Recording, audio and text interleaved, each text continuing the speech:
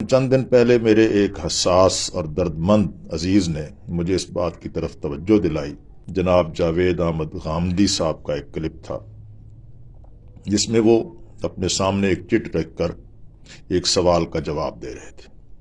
سوال یہ تھا کہ درس نظامی کے بارے میں آپ کی رائے کیا ہے؟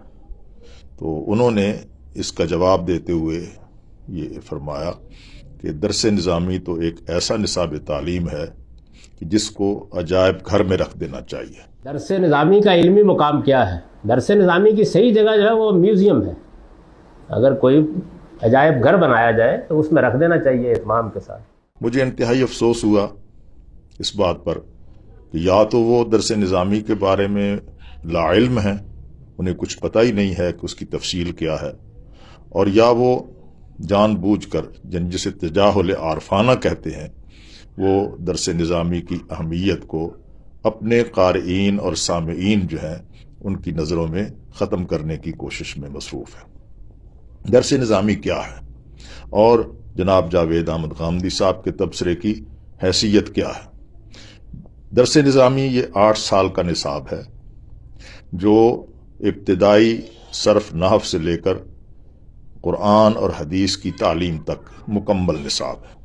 اس نصاب کے 2 حصے ہیں، اس کو 2 حصوں میں تقسیم کیا گیا ہے۔ ایک کو کہتے ہیں علوم عالیہ، اعلیٰ ترین علوم، اور ایک حصہ ہے علوم عالیہ۔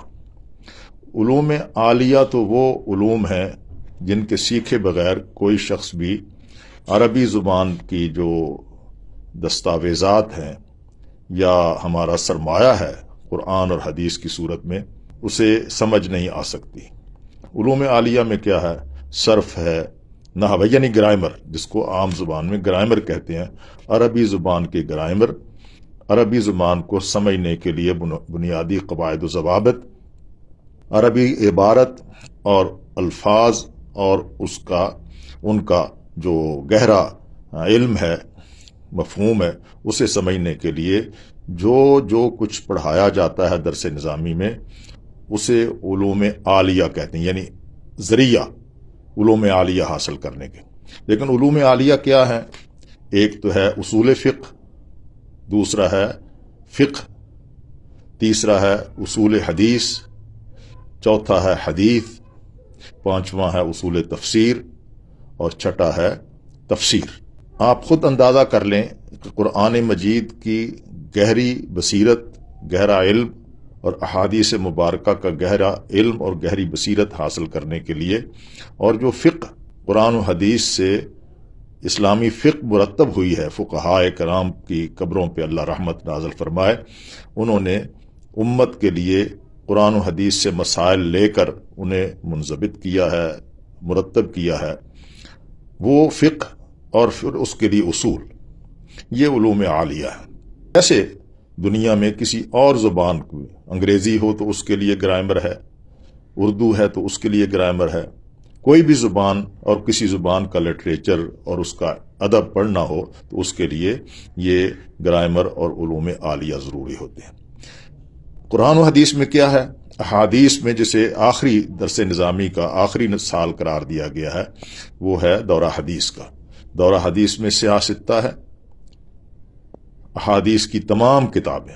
اسی طرح تفسیر میں قرآن مجید کا ترجمہ ابتدائی سالوں سے شروع ہو جاتا ہے اور ایک ایک آیت اور ایک ایک لفظ کا ترجمہ سبکن پڑھایا جاتا ہے، یعنی قرآن مجید کے الفاظ کو کھول کر ان کے اندر جو اہم بصیرت ہے، جو اہم مضامین ہیں، اللہ تبارک و تعالیٰ کے احکام ہیں، وہ سب پڑھائے جاتے ہیں۔ اور پھر تفسیر کے طور پر تفسیر جلالین ہے، تفسیر بیضاوی ہے، اور اسی طرح علم کلام میں عقائد اور شرح عقائد یہ کتابیں پڑھائی جاتی ہیں۔ درس نظامی کو یہ کہنا کہ اسے ڈال دیا جائے عجائب گھر میں، میں سمجھتا ہوں کہ جاوید غامدی صاحب یا کوئی انجینئر کوئی یا ڈاکٹر جسے درس نظامی سے تکلیف ہے، اس طرح کے دانشوروں کو، اس طرح کے مفکرین کو اور سوشل میڈیا پہ بیٹھے ہوئے جو لوگ ہیں ان کو تو کباڑ خانے میں بیچ دینا چاہیے اور سکریپ میں بیچ کر کسی کباڑ خانے میں ڈال دینا چاہیے۔ ان کی بات کی کوئی حیثیت نہیں، کوئی وزن نہیں. جنہوں نے خود درس نظامی پڑھا نہیں ہے اور درس نظامی کی ایک ایک کتاب کے بارے میں انہیں کچھ پتہ نہیں ہے، ان کو درس نظامی پر تبصرہ کرنے کا کوئی حق حاصل نہیں ہے. اور اگر وہ تبصرہ کرتے ہیں تو اس تبصرے کی حیثیت یہی ہے کہ اس تبصرے کو اٹھا کر جو ہے وہ ردی کی ٹوکری میں ڈال دیا جائے. وہ اس قابل نہیں ہے کہ اس کی طرف توجہ کی جائے. میں یہ سمجھتا ہوں کہ جاوید غامدی صاحب نے اپنے جہالت کا اظہار کیا ہے.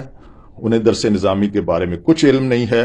وہ ان 8 سال کی تقریباً 50-60 کتابیں جو ہیں، ان 50-60 کتابوں کے بارے میں کچھ نہیں جانتے. اور جب وہ کچھ نہیں جانتے تو انہیں اس پر تبصرہ نہیں کرنا چاہیے تھا. میں یہ سمجھتا ہوں کہ ہمیں درس نظامی کے بارے میں پوری طرح معلومات حاصل کرنے کے بعد عامت المسلمین کو ان علماء کی قدر کرنی چاہیے جنہوں نے قرآن و حدیث کو اپنے کسی مستند عالم دین سے، جس کی سند متصل ہے، یعنی وہ اپنے استاد سے لے کر حضور سرور دو عالم صلی اللہ علیہ وسلم تک صحابہ کرام کے ذریعے بیان کرتا ہے کہ میرے استاد نے فلاں سے پڑھا، اس نے فلاں سے پڑھا، اس نے فلاں سے پڑھا، اور یوں چلتے چلتے صحابہ کرام اور نبی کریم صلی اللہ علیہ وسلم تک یہ سلسلہ پہنچتا ہے.